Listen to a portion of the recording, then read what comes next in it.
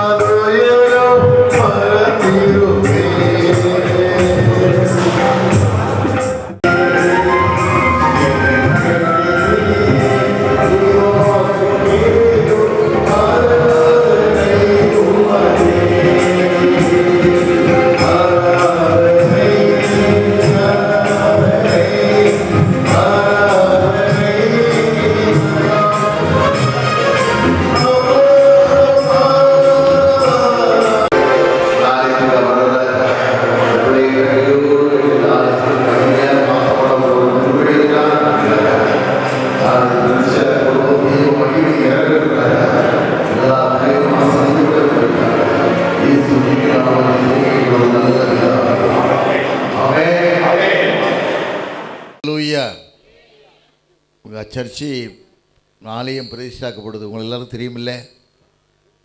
தெரியுமா தெரியாதா?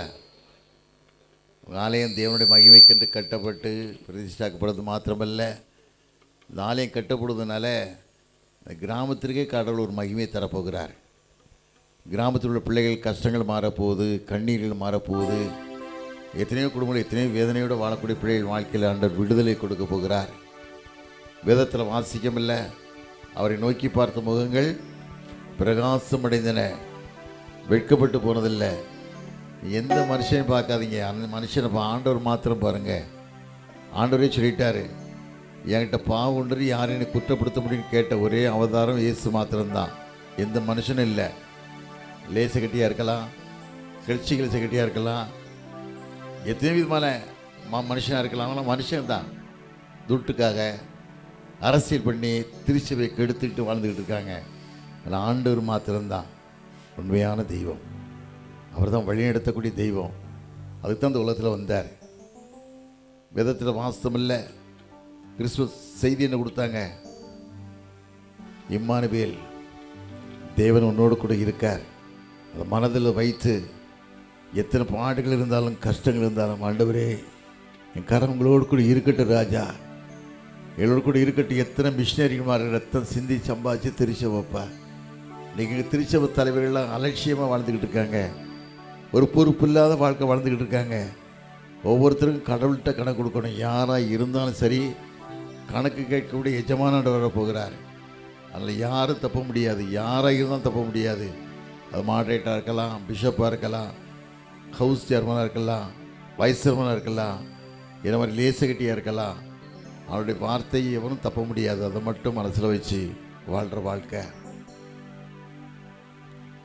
நல்ல தகப்பனே, இந்த மாலை வேலைக்கா சமூகத்தின் நன்றி ராஜா. அடியானை மறைத்து வெளிப்படுங்க. வந்திருக்க மக்களுக்கு ஒரு ஆறுதலான வார்த்தை தாங்க. நீங்கள் பேசுங்கப்பா, நீங்கள் பேசுங்க. எத்தனையோ பிள்ளைகள் பாரத்தோடு, கஷ்டத்தோடு, கண்ணீரோடு, சரீர பலவீனத்தோடு, எத்தனை பிள்ளைகள் வாழ்க்கையில் எத்தனையோ விதமான வேதனைகள், கடன் பிரச்சனை, எத்தனை விதமான தாழ முடியாத வேதனைகளை வாழக்கூடிய பிள்ளைகள் வாழ்க்கையில் நீங்கள் மன்னித்து காத்துக்கொள்ளுங்க, வழிநடத்துங்க, பலப்படுத்துங்க. இயேசுவின் நாமத்தில் ஜெயம் கேட்க நல்ல பிதாவே, ஆமென், ஆமென். உங்கள் யாவரையும் வாழ்த்துகிறேன், வரவேற்கிறேன். வாழ்கிற வாழ்க்கை ஒரு வாழ்க்கை தான். பரிசுத்த பவுல் சொல்கிறார் தீமோத்தேயுவின் நிருபத்தில், கலாத்திரிக்கர் நிருபத்தில் சொல்கிறாரு, திருச்சபை கலக்கிறவங்க யாராக இருந்தாலும் தருப்புண்டு போனால் நல்லமாக இருக்கும். திருச்சபை கலக்கிற இன்றைக்கி திருச்சபையை கலக்கூடிய மக்கள் தான் வாழ்ந்துக்கிட்டு இருக்காங்க.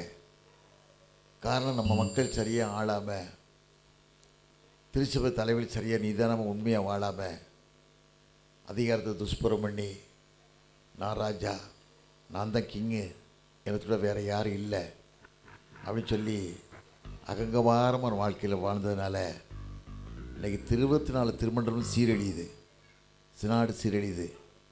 ஒரு நிர்வாகத்திலையும் கூட உண்மையான ஆட்கள் இல்லை. மற்ற மக்கள் பிராமின்ஸ் ஆள்றாங்க. காரணம் கேட்டால் நம்ம பாவத்தினால தான். இஸ்ரேல் ஜனங்கள் கடவுளுக்குறமாக பாவம் பண்ணும்போது பெலிஸ்தர் கையில் ஒப்பு கொடுக்கப்பட்டாங்க, அமலேக்கியர் கையில் ஒப்பு கொடுக்கப்பட்டாங்க, மீதியான கையில் ஒப்பு கொடுக்கப்பட்டாங்க, அம்மோன் கையில் கொடுக்கப்பட்டாங்க, அர்மோன் புத்தர் கையில் ஒப்பு கொடுக்கப்பட்டாங்க. கடைசி ஒப்பு கொடுக்கப்பட்டு ரொம்ப கஷ்டப்பட்டு கதறி எழுவாங்க. கடைசியில் ஆண்டவரே மன்னியும், ஆண்டவரே மன்னியும் சொல்லுவாங்க. அதுக்கு தான் ஆண்டவர் மனம் இறங்குவார். இன்றைக்கி அப்படி தான் ஓடிக்கிட்டு திருச்சபை.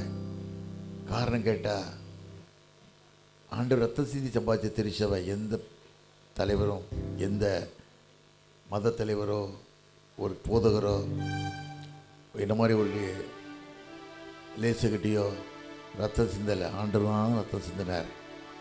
அவர் தான் உண்மையாக வாழ்ந்தார். அன்றைக்கு ஒரு ஊருக்கு போயிருந்தேன். திடீர்னு சொல்லி ஒரு தம்பி எழுப்பினார். தம்பி எழும்பி, நான் இன்னும் அணியை சேர்ந்தவன் பேசுகிறேன், டப்புன்னு வாங்கினார் மைக்க வாங்கினா இன்னும் அடி சேர்ந்தவன் பேசினார். ரொம்ப வேதனையாக போச்சுது. நான் உடனே மைக்கை வாங்கி, தம்பி, ஒரு அணி தலைவரும் சிலுவைக்கு வரல, ஆண்டவர் தவிர ஒரு அணித்தலைவர் சிலுவைக்கு வரல, ஆண்டவர் தான் சிலுவைக்கு வந்தார்ப்பா, எந்த அணித்தலைவர் சொல்லாத அப்படி சொல்லி நான் அவன்கிட்ட தம்பிகிட்ட சொன்னேன். அவன் ஏற்றுக்கிட்டதுனால ரொம்ப சங்கடப்படுறான். காரணம், ஆண்டவர் பார்ப்பார்ல, விட மாட்டார்ல. அவர் ரத்தத்தை சம்பாதிச்சு திருச்சவர் ஒருத்தரும் தப்ப முடியாது. 30 வெள்ளிக்காசு யூதாஸ் காட்டி கொடுத்தான். வேதத்தில் வாசிக்கணும், மத்திய 26:15 வாசிக்கும் போது, நான் அவர்களுக்கு காட்டி கொடுக்கேன், நீங்கள் என்ன கொடுக்கீன்னு கேட்டான். 30 வெள்ளிக்காசு கொடுக்கேன்னாங்க. 30 வெள்ளிக்காசு கொடுத்த உடனே காட்டி கொடுத்துட்டான். காட்டி கொடுத்தவன் வாழவே முடியலை. கடைசி இயேசு குற்றமற்றவன் தெரிஞ்சிருந்தும் காட்டி கொடுக்கான். காட்டி கொடுத்து தேவாலயத்துக்குள்ளே வாரான். காசை நடுவீதியில் தேவாலயத்துக்கு விட்டு எறிதான். குற்றமற்ற ரத்தத்தை நான் காட்டி கொடுத்தேன், குற்றமற்ற ரத்தத்தை காட்டி கொடுத்து கதறி அழுகுறான். அவர் விட்டுருங்கன்னு சொல்கிறான். அவங்க எல்லோரும் சொல்கிறாங்க, அது உண்பாடு, நீ காட்டி கொடுத்து சம்பளம் வாங்கிட்டல, கூலி வாங்கிட்டல, போடான்றாங்க. அந்த காசு என்ன பண்ணால் தெரியுமா? தேவாலயத்தை விட்டெறிஞ்சிட்டு போய் நாண்டு கூட செத்துட்டான். இதுதான் வாழ்க்கை. ஆண்டவரை காட்டி கொடுத்து வாரணும், திருச்சபைக்கு விரோதமாக வரணும் வாழ்க்கைலாம் இது தான். நாண்டு கூட செத்துட்டான். கடைசியில் அவனுடைய வரலாறு என்ன சொல்லுதுன்னா, மனைவி பிள்ளைகள் ரோட்டுக்கு வர முடியல, காட்டி கொடுத்த பிள்ளைகள், காட்டி கொடுத்த மனைவி காட்டிலாம் வரான்னு சொல்லி எல்லாரும் ஏளமாக பேச ஆரம்பித்தாங்க. இன்னும் அவன் ஆத்மா எருசலேமில் எந்த பகுதியில் நாண்டு கூட செத்தானோ அதே பகுதியில் வேலைக்கிழமை ராத்திரியில் கதறுது. என்ன கதை சொல்லுது? ஐயோ, குற்ற ரத்தத்தை காட்டி கொடுத்தேனே, குற்ற ரத்தத்தை காட்டி கொடுத்தேன்னு சொல்லி கதறி எழுவுது. நீ திருச்சபைக்கு விரோதமாக வராத, திருச்சபை விரோதமான ஊழியம் பண்ணாத. ஒரு ஊழியந்தான். அதை வேதத்தில் வாசிக்கவில்லை. யாக்கோபு 3:1 வாசித்து பார்த்தீங்கன்னா, ஆக்கினி தீர்ப்பு அடைவோம்னு சொல்லி எண்ணி அநேகர் போதகராக வேதத்தில் வாசிக்க. இதுதான் உண்மையான வார்த்தை. நீ ஒரு வாழ்க்கை தேவனுக்கு பிரியமான வாழ்க்கை வாழணும், ஆண்டவரோடு வாழக்கூடிய வாழ்க்கையாக இருக்கணும், ஒரு ஆத்ம பாரமுள்ள வாழ்க்கையும் தாகமுள்ள வாழ்க்கையாக வாழணும். அப்படிலாம் வாழாத. சும்மா நானும் கம்மியனை வாங்குகிறேன், நானும் சந்தா கொடுக்கேன், 5 மணி காலையில் 6 முட்டை முழங்கால் போடுறேன் அப்படின்னு நினச்சி வாழாத. அந்த இருதயம் கடவுளுக்கு சுத்தமான இருதயமாக வரணும், கடவுளுக்கு பிரியமான இருதயமாக வரணும், ஆண்டோடு வாழக்கூடிய இருதயமாக வாழணும். அப்படி வாழ்ந்தாலும் வாழ்க்கை ஆஸ்வதிக்கப்படும். சும்மா ஏதோ வளரோன்னு சொல்லி வாழ்கிற வாழ்க்கை இல்லை. எல்லோரும் தான் வாழ்கிறாங்க. மிருகம் தான் வாழுது, ஆடு மாடு வாழுது, அது மாதிரி வாழ்ந்தது தான் வாழ்க்கை. ஆனால் ஒரு வாழ்க்கை தேவனுக்கு பிரியமான வாழ்க்கை, ஆண்டோர் வாழக்கூடிய வாழ்க்கையாக உண்மையான வாழ்க்கை ஒரு வாழ்க்கை தான். அது ஒரு வாழ்க்கை தேவனுக்கு பிரியமான வாழ்க்கை நீ வாழ்வாயானா ஆண்டவர் ஒரு நாள் உன்னை கைவிடவே மாட்டார், ஒரு நாள் கைவிட மாட்டார். தஞ்சாவூரில் சாஸ்திரியர் அவைப்புலவராக இருந்தார், அவைப்புலவராக வாழ்ந்தார். வேதநாயக சாஸ்திரி அவைப்புலவர் வாழும்போது ராஜா சொன்னான், நீ எத்தனையோ ஆண்டுகள் உன் தெய்வத்தை பார்த்து பாடிட்ட, இன்றைக்கி என்னை குறித்து நீ பாடணும். ஒரு டைம் கொடுத்தான், இன்றைக்கி என்னை குறித்து பாடணும்னு சொன்னார். அவர் முடியாதுன்னு சொல்லிட்டார், ஒரே வார்த்தை சொல்லிட்ட, முடியாதுன்ட்டார். அப்போ ராஜா டைம் கொடுத்து இந்த நாள் நீ பாடலை அப்படின்னு சொன்னால் உன் தலை துண்டிக்கப்படும்னு சொல்லிட்டான். அவர் எதை குறித்தும் கவலைப்படலை, எதை குறித்தும் கவலைப்படலை. ஏன்னா ஆண்டவருக்கு வாழ்ந்த மனுஷன், ஒரு வாழ்க்கை தான் வாழணும்னு சொல்லி ஆண்டவருக்கு வாழ்ந்த மனுஷன். மனைவிட்டெல்லாம் சொல்லிட்டு வந்துட்டார், வீட்டிலேருந்து வரும்போது நான் அவைக்கு போகிறேன், என்னை ராஜா கொலை பண்ணிடுவான், நீ ஒன்றும் வருத்தப்படாத, நம்ம பிள்ளைகளை ஆண்டவர் பார்த்துக்குவார் அப்படின்னு சொல்லி வராரு. மனைவி அழுது அனுப்புகிறாங்க. அப்படியே வந்து உட்கார்ந்துருக்கார். ராஜா பாட சொல்கிறான், பாடவே இல்லை, தலையே குறிஞ்சிக்கிட்டு உட்காந்துருக்கார். தலையே ஒரு காட்சியை பார்த்தான், அப்படியே பார்த்தான். ராஜா பார்க்கான், சொல்லு டைம் சொல்கிறேன், 1 2 3 சொல்கிறான். அப்படியே குறிஞ்சிட்டு இருந்த ஒரே வார்த்தை சொன்னார், இதுதான் வாழ்க்கை, ஆண்டவர் ஒரு நாள் உன்னை கைவிடவே மாட்டார், நான் உன்னை விட்டு விலகுவதும் இல்லை, உன்னை கைவிடுவதில்லை, மோசி எடுந்ததில்ல, உன்னோடு கூட இருப்பேன். இன்னைக்கு மிஷனரி வராமல் இருந்தால் இன்றைக்கி பாடு வேதனை தான். உங்களுக்கு நல்ல குருவான மிஷனரி உங்கள் ஊருக்கு தந்திருக்கார் பார்த்தீங்களா? ஆனால் அவர் சுயமாக வாழ முடியலை, வாழ விட மாட்டாங்க. ரொம்ப வேதனையாக இருக்குது, ரொம்ப கஷ்டமாக இருக்குது. சில ஊர் நிறைய பேர் ஊரில் இருக்கான், இருந்தும் கேட்டான் செத்தும் கேட்டான். நிறைய பேர் வாழ்க்கையில் இருக்கான். ஒரு ஊரில் ஒரு மனுஷன் இருந்தான். ஒரு மனுஷன் இருந்து என்ன பண்ணா, ஊரை கெடுத்துக்கிட்டே இருந்தான். வேலையே ஊரை கெடுக்க வேலை தான். திடீர்னு அவனை சாக போகிற காலம் வந்தது. மனைவிட்டு சொன்னான், அம்மா நான் எவ்வளோ தீமபடமோ பண்ணிட்டேன், நான் இப்போ நான் சாக போகிறேன். செத்த உடனே முள்ளுச்செடியை வெட்டி முள்ளுச்செடி மேலே என்னை தூக்கி போட்டு ஊருக்குள்ளே தெரு தெருவா இழுத்துட்டு போனோம். மனைவிட்டு ஒரு வாக்கு கொடுக்கா. மனைவி சரின்னு சொல்லிடுறா. காரணம் சொல்கிறான், மனைவிட்டு உண்மையை சொல்கிறான், நான் இருந்தெல்லாம் கெடுத்துட்டேன், செத்தும் கெடுக்கணும்னு சொல்லி எல்லாத்தையும் சொல்லிவிடுக்கான். அந்த மனைவி ஊருக்குள்ளே போய் என்ன சொல்கிறா, என் புருஷன் பாவம் பண்ணிட்டார் நிறையா, அது பாவத்துக்கு பிரயாசித்தமாக அவர் செத்த உடனே முள்ளு மேலே அவர் சரீரத்தை போட சொல்லிட்டாரு, நீங்கள் எல்லாரும் காரி துப்புங்க, என்னென்ன பண்ணுமோ பண்ணுங்க அப்படின்னு சொல்லி மனைவி சொல்லிட்டா. ஊர்வலம் போயிடுச்சு, முடிச்சாச்சு. பின்னால் அடுத்த நிமிஷம் போய் அந்த மனைவி போய் கம்ப்ளைண்ட் கொடுத்தா ஸ்டேஷனில். என்ன கொடுத்தா, என் புருஷனை கொடூரமாக கொண்டுட்டாங்க, முள் செடியில் போட்டு ஊராக இழுத்துட்டு போயிட்டாங்க அப்படின்னு சொல்லி கம்ப்ளைண்ட் கொடுத்து ஊரோட அரெஸ்ட் பண்ண வச்சா. இன்றைக்கி அதே மாதிரி தான். நான் 6 மாதத்துக்கு முன்னால் மதுரையில் மேலவாசல் கோயிலுக்கு போயிருந்தேன். மேலவாசலுக்கு ஒரு பாஸ்டிங் பிரேயருக்காக போயிருந்தேன். பாஸ்டிங் பிரேயர் போயிருக்கும்போது நடத்துறது ஒரு சிவகாசி பாஸ்டர். யாரெல்லாம் இருக்குன்னா அவரும் ஒரு மனைவி தான் இருக்காங்க, நான் தான் போகிறேன்.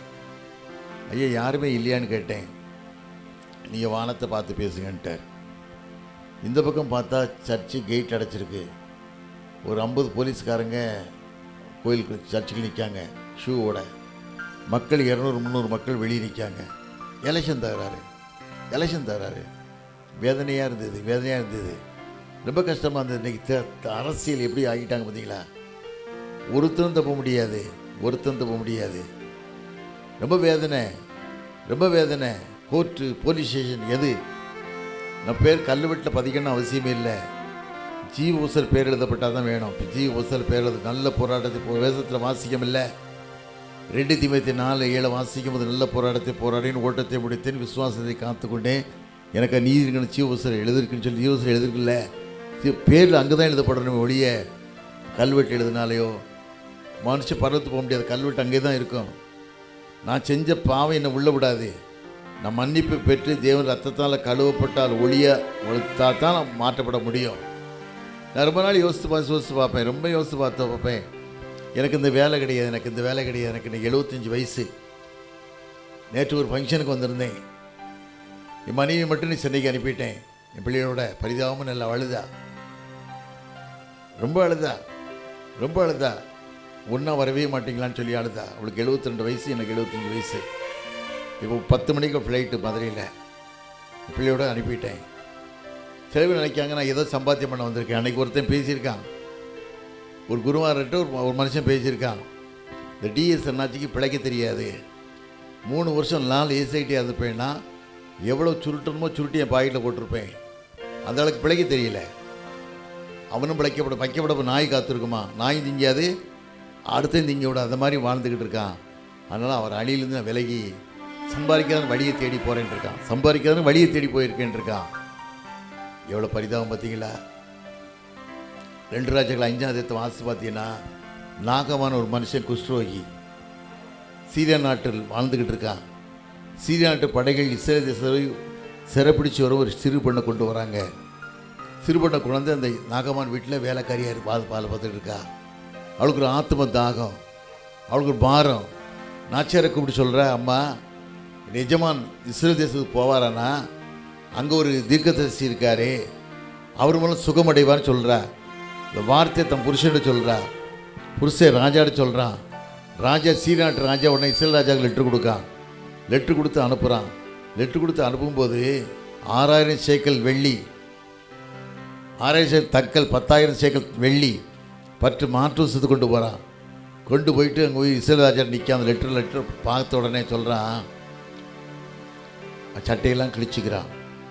யாருக்கு சூழ்ந்து விடுதலை வர முடியும்?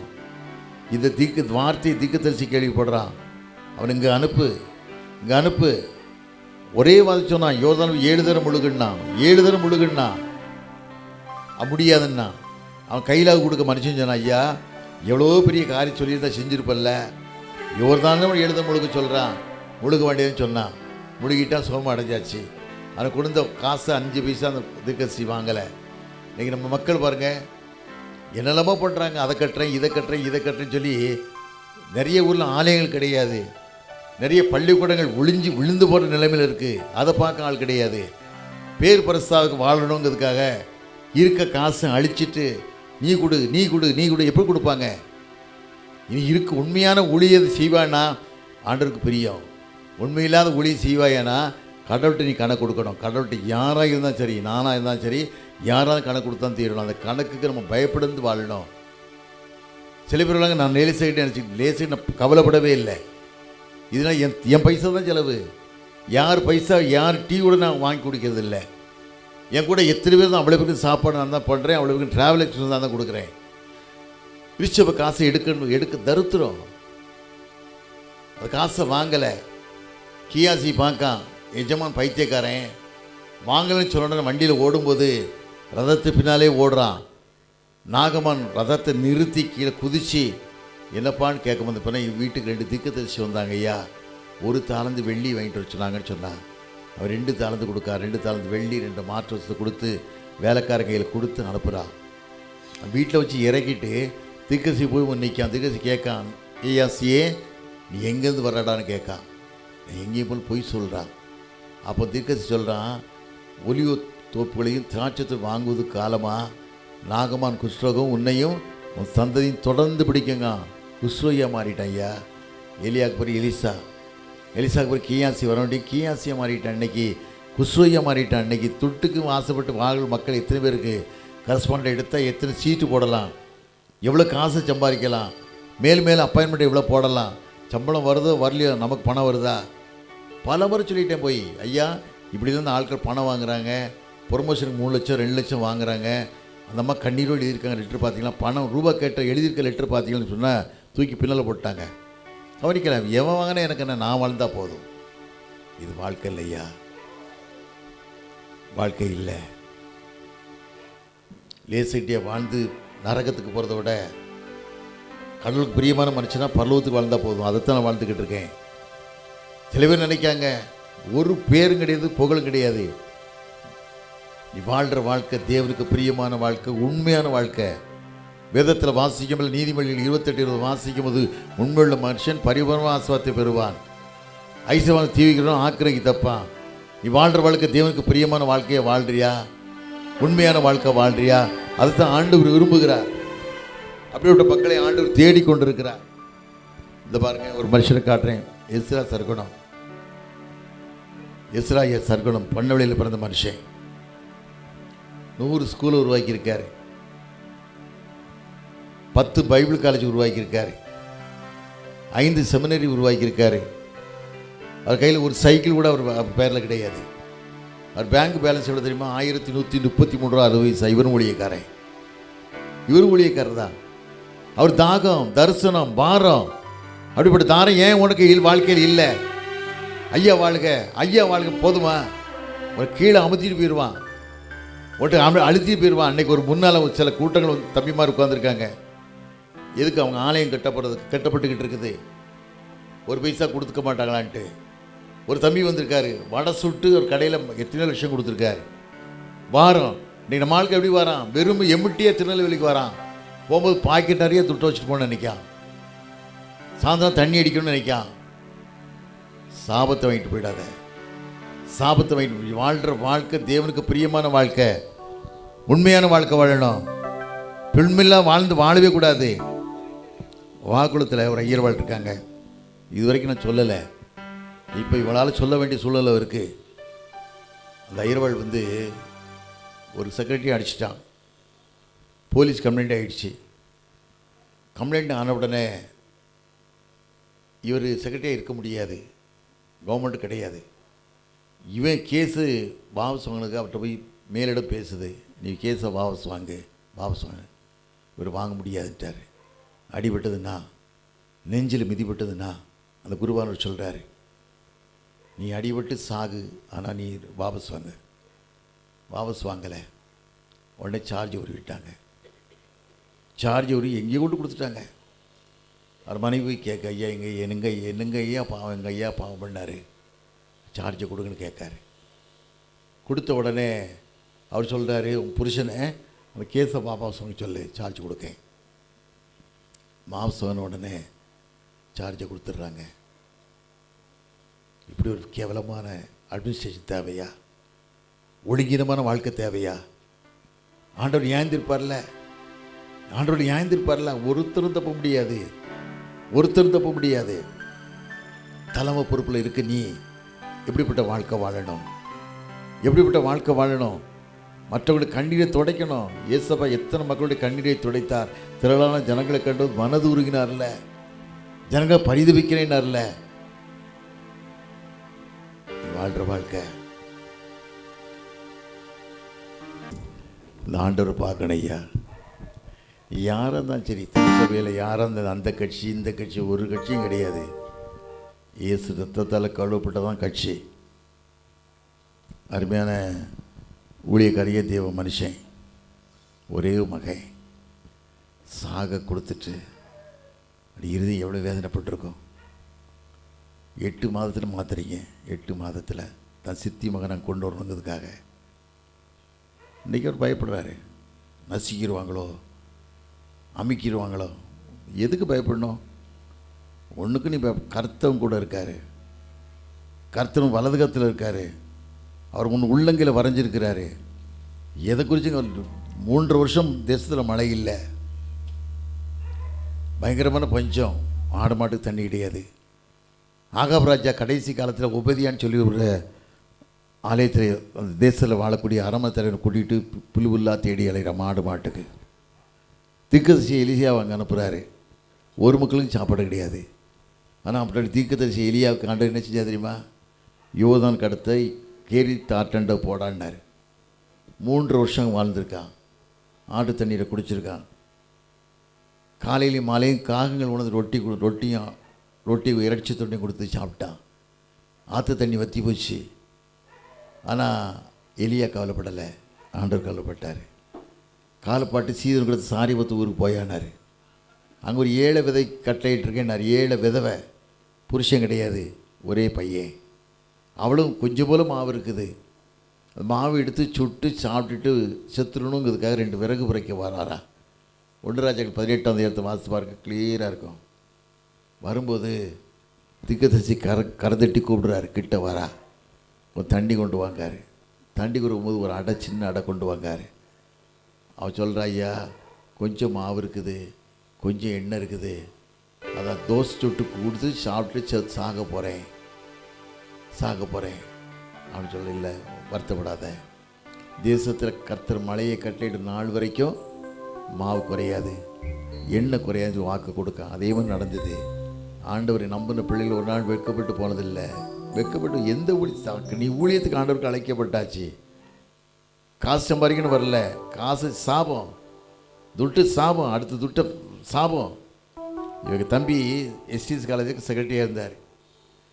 அதுக்கு முன்னாலே எத்தனையோ கோடிகள் லாஸு, கட்டடம் கட்டுறது, ஆர்ச்சி கட்டுறது, எத்தனையோ கட்டடம் உங்களுக்கு தெரியும், தலைமை பீடத்தில் உங்களுக்கு எல்லாத்துக்கும் தெரியும்.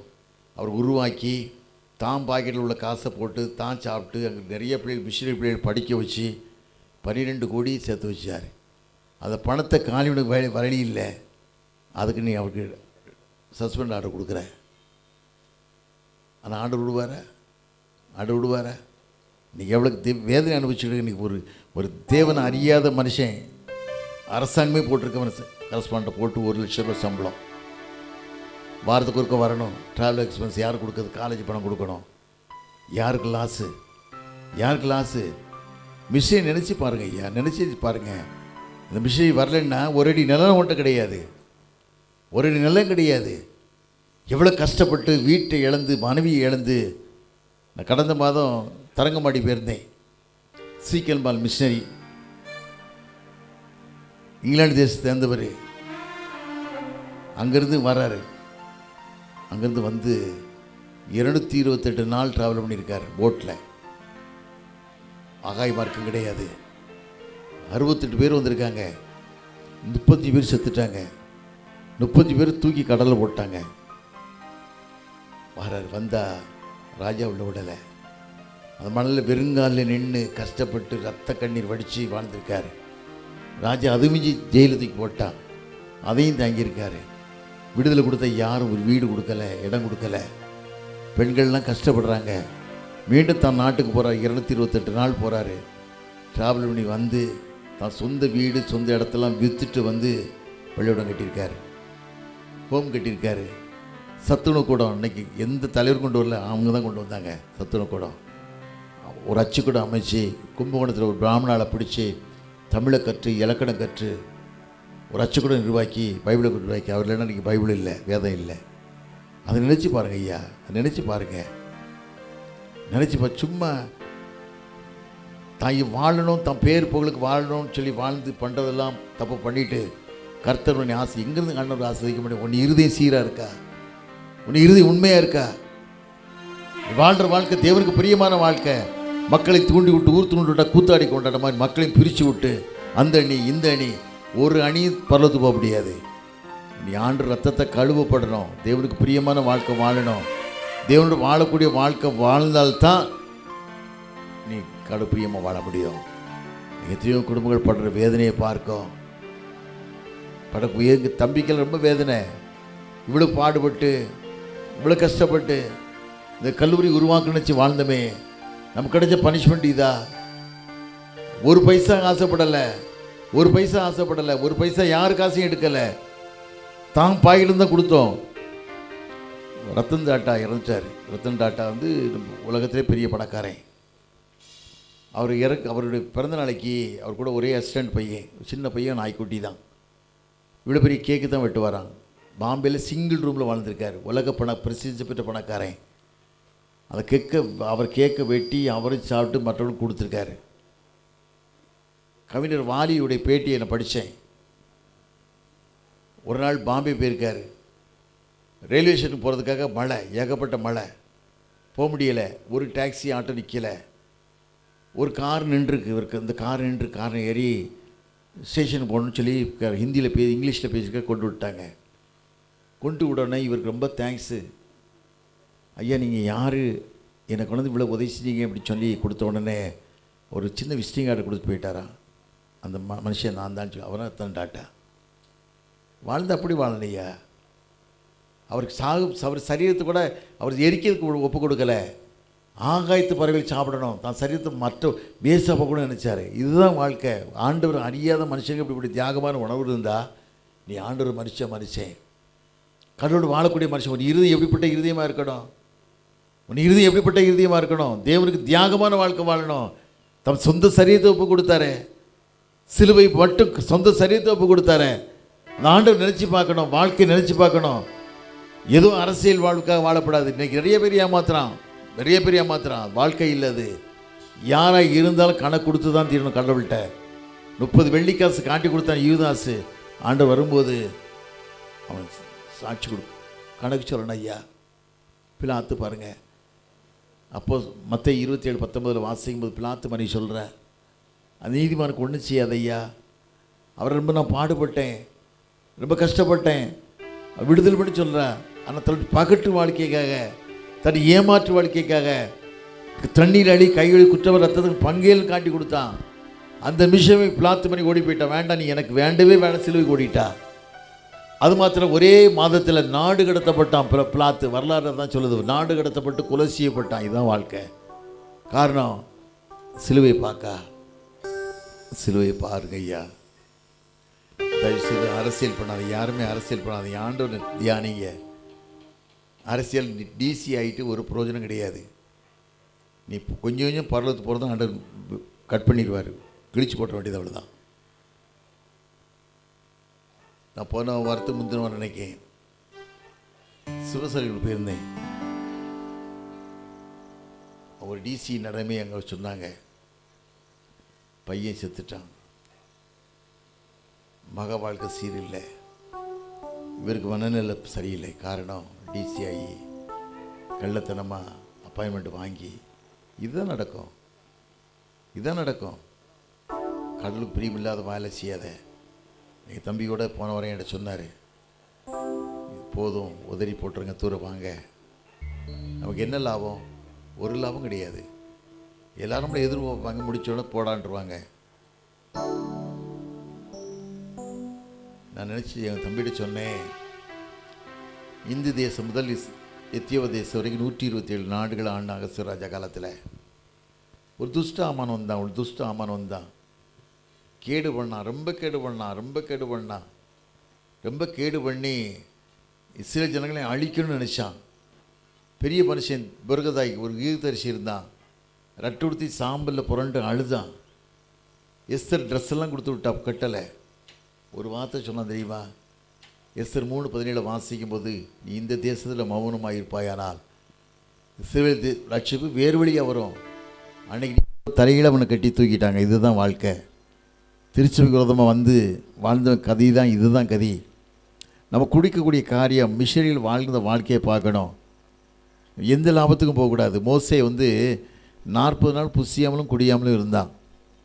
அவன் இறங்கி வர தாமதித்ததை பார்த்து எல்லா ஜனங்களும் சொன்னாங்க,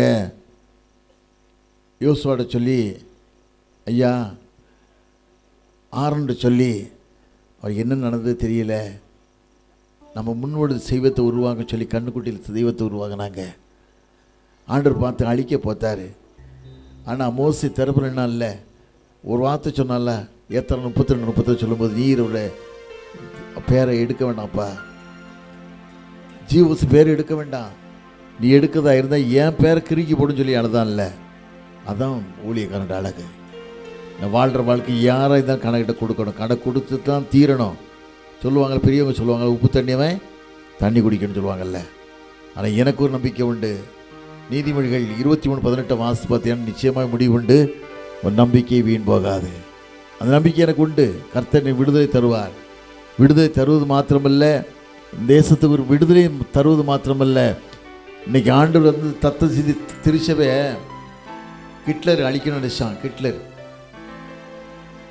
ஜெர்மன் தேசத்தை ஆண்டு வந்தது. ஹிட்லர் நினச்சான் இஸ்ரேல் தேசமே இருக்கக்கூடாது, உலகப்படத்தில் இருக்கணும்னு நினச்சான். ஜெயிச்சு ஒரு மாதிரி வந்தான். நிலைமை என்ன, தன் மனைவியை, தன் நேசித்த மனைவி இல்லை, நேசித்த பெண்ணை துப்பாக்கியை ஷூட் பண்ணான். அன்பை வளர்த்த நாய்க்குட்டியை ஷூட் பண்ணான். அவன் நிலைமை 1/2 லிட்டர் பெட்ரோல் தண்ணியை அடிச்சுக்கிட்டான். இதுதான் வாழ்க்கை. ஆண்டவர் யாருக்கு பின் செல்ல முடியலன்னு சொன்னால், நீ இப்படி வாழவாத, கடவுள் கொடுத்த வாழ்க்கையை சீரழிக்காத. ஒவ்வொருத்தரும் கணக்கு. எங்கள் தம்பிட்டு நான் தான் சொன்னேன், நீ மௌனமாக இருக்கோட தம்பி, நம்ம வாழ்க்கை அதுதான். நமக்கு பெரிய காரியம் இல்லை, விட்டுட்டு போகிறது பெருசு இல்லை. ஆனால் நம்மளுக்கு ஆண்டவர் யாராவது ஏற்படுத்தி தருவார். நம்ம துட்டு எடுக்க வரல, காசு எடுக்க வரல, உண்மையாக வந்திருக்கோம். நம்ம கைகள் சுத்தம், யாரும் எங்கே நம்மளை குறை சொல்ல முடியாது. வேதத்தில் வாசிக்கம் இல்லை. அப்போ சில 20-30 வாசித்து பார்த்தீங்கன்னா பரிசுத்த பவுல் சொல்லுவார்ல, எனக்கு என் கூட இருந்தவங்களும் சொந்த கையில் வேலை செஞ்சது. வாங்குவதை பார்க்கணும், கொடுப்பது பாக்கினார். அப்படித்தான் நம்ம வாழ்ந்திருக்கோம். நம்ம ஒன்றும் இல்லாமல் சென்னைக்கு போனோம். எங்கள் தம்பி சோர்ந்து பண்ணார். நான் சொன்னேன், சோர்ந்து போகாத. கழுப்புரி சவுல் தாவீதை அழிக்கணும்னு நினைச்சான் சவுல். ஆனால் தாவீது தேவனால் அபிஷேகம் பண்ணப்பட்ட மனுஷன். இவளுக்கு சவுலுடைய மருமகன் தான், தாமங்களை தான் கட்டியிருக்கான் தாவீது. அபியத்தர் காலத்தில் தாவீது சேர்ந்தவளெல்லாம் சாகடின்னு அலைஞ்சான். ஒரு மனுஷன் குடும்பத்தை, ஒரு ஆசாரி குடும்பத்தை 48 பேர் அழிச்சிட்டான், சாகடிச்சிட்டான். ஒருத்தன் தப்பிச்சு தாயிட்ட வந்தான். தாவீது காட்சியை பார்த்து வருத்தப்பட்டு, நீ எங்கேயும் போகாதடா, என்கிட்ட இரு, என் பிராணத்திடம் உன் பிராணத்தையும் தேடுறான், கடவுள் பார்த்து உட்கார வைக்கான். இந்த திருச்சபை சீரழித காலத்தில் 2 வருஷம் சீரழிஞ்சது. 2 வருஷம் டிடிடின்னு ஒன்று உருவாக்கி குளிர் காஞ்சி திருச்சபை அழித்து 24 திருமணத்துக்கும் கேடு உண்டாக்கிட்டு இருந்தாங்க. ஒரு 2 வருஷமும் மக்களுக்கெல்லாம் சம்பளம் நான் தான் கொடுத்தேன், ஊழியக்காரங்களுக்கெல்லாம். எத்தனையோ கோடிகள் அவங்ககிட்ட நாங்கள் இன்னும் வாங்கலை. ஏன்னா அழிஞ்சிடக்கூடாதுங்கிறதுக்காக தான். இதையும் தெரிஞ்சு இன்றைக்கி நிறைய பேர் தப்பு போடுறான். இதையும் தெரிஞ்சிருந்து ரொம்ப வேதனை. ஆனால் வாழ்கிற வாழ்க்கை திருச்சபையா நான் குறையலையே. காரணம் கேட்ட ஒன்றும் இல்லாமல் சென்னைக்கு போனேன். காலில் போட செருப்பு கிடையாது, நல்ல ட்ரெஸ்ஸு கிடையாது, சாப்பாடு கிடையாது, 5 பைசா காசு கிடையாது. ஒரு ட்ரௌசர் கிடைக்குமா? இப்படி ஒரு ஆள் வீடு கட்டும்போது எங்கள் ஊரில் பெரிய பணக்கார வீடு கட்டினார். அவர் வீட்டுக்கு வாட்ச்மேன் தேவைப்பட்டுச்சு நைட்டில் படுக்கிறதுக்கு 6 மாதத்துக்கு. நானும் என் நண்பர் ஒருத்தர் சேர்ந்து வீட்டில் படுத்தோம் நைட்டில். அவர் வீட்டுக்காரர் கேட்டார், 6 மாதம் படுத்துட்டீங்கப்பா, உங்களுக்கு என்ன வேணும்னு கேட்டார். ஐயா ஒரு சட்டை துணி எடுத்தாங்கண்ணே கேட்டோம். சட்டை புது சட்டை எடுத்து கொடுத்த உடனே சட்டையை தச்சு போட்டப்பட்ட சந்தோஷத்தை பார்க்கணும், அவ்வளோ சந்தோஷப்பட்டோம். அப்படி வாழ்ந்தோம். இன்றைக்கி ஆண்டு நம்மளை எவ்வளோ வைத்திருக்காரு பாருங்களேன். செத்த நாயிலும் கேவலம் வாழ்ந்து நமக்கு வேதத்தில் வாசிக்கம் இல்லை. ஏசாயா 60:22 வாசிக்கம், சின்னவன் 1000 சிறியவன் பலத்த ஜாதியுமாவான். அப்படி கிருபை தந்திருக்காரு. அதனால் நான் அரசியல் பேசணும்னு வரல. வாரத்தை நினைக்க ஐயா கூட நான் தான் சொல்கிறேன். உங்களுடைய சங்கடத்தை தருவாங்க. நான் பேசிட்டேன் இல்லை, சங்கடத்தை தருவாங்க. அன்றைக்கி அபியத்தார் தாவீது சொன்ன வார்த்தை தான், என் பிராணத்தை என்னதான் உன் பிராணம் சொல்லுவாங்க, நீ என் ஆதரவில் இரு, நான் உன்னை பாதுகாப்பேன்னு சொன்னால் இல்லை. அதைத்தான் நான் உங்களுக்கு சொல்கிறேன். உங்களுக்கு ஒரு ஆண்டு கொடுத்த ஒரு வார்த்தை உண்மையான ஊழியம். உண்மையான ஊழியம், உண்மையான ஊழியம், கடவுளுக்கு சாட்சி உள்ள ஊழியம், மகிமைப்படுத்தக்கூடிய ஊழியம். மகனே இழந்துட்டான், இனிமேல் என்ன இருக்குது உலகத்தில்? பரலோகத்தில் முதல் நாளாக நீ கேட்கணும். நாங்களாம் வரும்போது எங்களெல்லாம் வரவேற்கணும். உங்களுக்கு வந்து எனக்கு போயிடுவோம். இதை நம்ம அங்கெல்லாம் சந்தோஷமாக வாழலாம். கர்த்தர் ஒரு குறையும் தரமாட்டார். தயவுசெய்து அரசியல் பண்ணாதீங்க, அரசியல் பண்ணாதீங்க. கல்வெட்டுக்கு சண்டை போடாதீங்க. கல்வெட்டு சண்டை, கல்வெட்டில் வந்து ஒரு மனுஷனும் பரலோகத்துக்கு போக முடியாது. நான் பெரியவன் நீ பெரிய பார்க்காதீங்க. இன்றைக்கி எத்தனை ஆலயம் கட்டப்படுது, எத்தனை பேசேஜ் கட்டப்படுது, எத்தனை ஸ்கூல் கட்டப்படுது எல்லாருக்கும் தெரியும், ஆண்டவருக்கு தெரியும். வருஷத்துக்கு இத்தனை ஆலயம் கட்டணும்னு சொல்லி நம்மளுடைய சித்தம், இத்தனை பேசேஜ் கட்டணும்னு சொல்லி ஒரு எண்ணம். இப்படி தான் வாழ்ந்துக்கிட்டு இருக்கோம். ஒழிய திருச்சி பணத்தை எடுத்து சாப்பிடணும் இங்கே வரவும் இல்லை, வரவும் மாட்டோம், தருத்துறோம். இதுதான் வாழ்க்கை. இன்றைக்கி டிசி ஆகும்னு நினைக்கான், எங்கே அப்பாயின்மெண்ட் போடலாம். சாபத்தை வாங்கிடாத. ஒரு வாழ்க்கை, கடவுள் பிரியமான வாழ்க்கை வாழுங்க. தலைகளை தாழ்த்தி ஜெபம் பண்ணுவோமா, நோக்கி பார்க்கலாமா?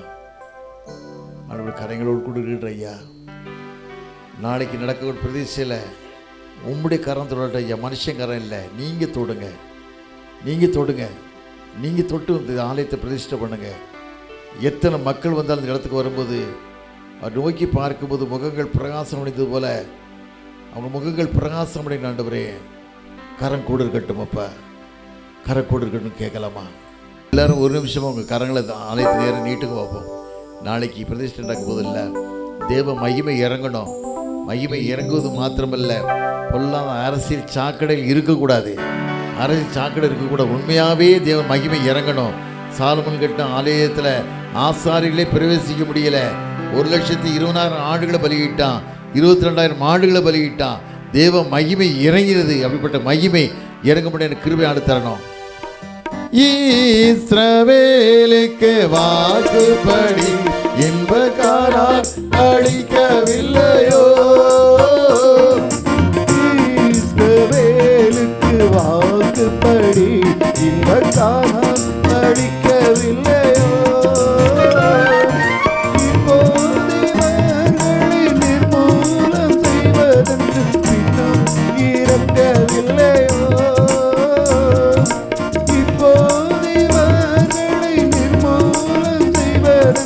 இன்னும் இறங்கவில்லையோ, இல்லையோ இல்லையோ இல்லையோ, மனதாபம் கொள்ளவில்லையோ, மனதாபம் கொள்ளவில்லையோ. நோக்கி பார்க்கலாமா? அன்னைக்கு ஒரு ஊருக்கு செய்திக்கு போயிருந்தேன்.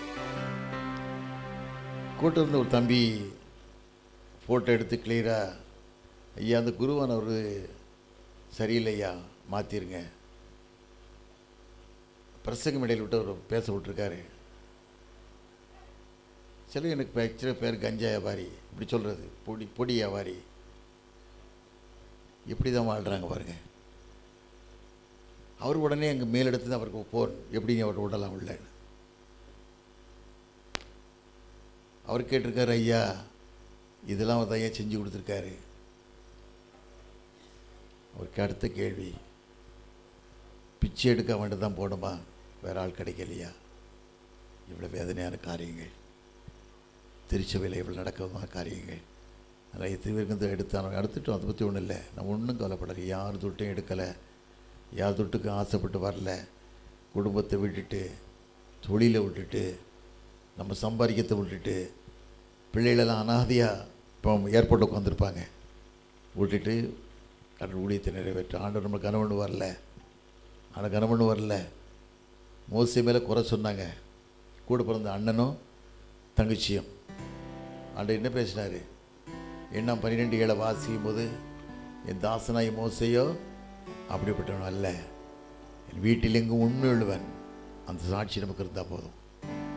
ஜெபம் பண்ணுவோமா? எங்களை அதிகமாக நேசிக்கிற நல்ல ஆண்டவரே, இவற்றை பாதுகாத்து வழியெடுத்து வந்த கிருபைகளுக்கு நன்றி ராஜா. திருமணத்தை ஆஸ்வதிங்கப்பா. ஏலி பிரதன ஆசாரியன் தன் பிள்ளைகளை ஒழுங்காக வளர்க்கலப்பா. 2 பிள்ளைகளும் எப்படியோ இறந்துட்டாங்க. ஏலியும் 98 வயசு நிறைய மனுஷன் மல்லாக்கு விழுந்து பிடை நீர் முடி செத்துட்டான்ப்பா. காரணம் ஆண்டோடைய ஊழியத்தை ஒழுங்காக செய்யலை. சாபங்களுக்கு வேண்டாம். உண்மையாகவே உண்மை போல வாழ கிருபை தாங்க. பலப்படுத்தி பாதுகாத்து கொள்ளுங்க. ஆண்டியனை கொண்டு வந்தீங்க, அந்த கிருபைகளுக்காக நன்றி ராஜா.